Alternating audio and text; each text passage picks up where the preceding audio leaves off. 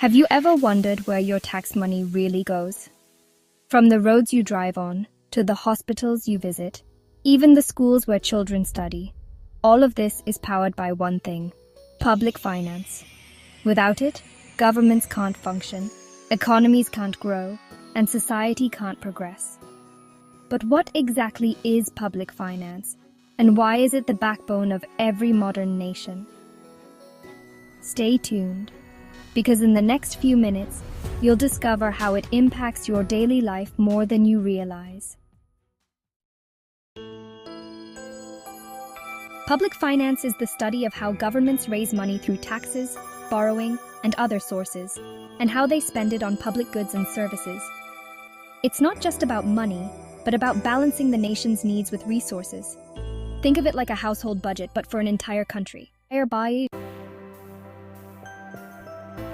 Highways, railways, airports, energy projects. All of this comes from government funds.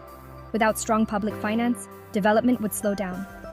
That's why developed countries like the United States, United Kingdom, and Canada have world-class infrastructure, because their financial systems support long-term planning and funding. So, public finance funds essential services like healthcare, education, and social security. When governments invest in people, poverty decreases, literacy improves, and citizens live healthier, longer lives. Simply put, it builds a stronger, more equal society. During recessions or crises, governments use public finance tools like stimulus packages, subsidies, or tax cuts to keep the economy stable.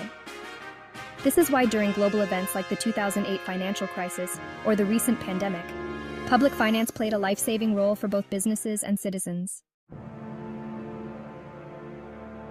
In short, public finance is the engine that powers nations.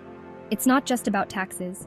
It's about shaping a better future, ensuring fair opportunities, and creating stability for generations to come. So next time you see a hospital, a school, or a highway, remember that's your tax money at work, building tomorrow's world.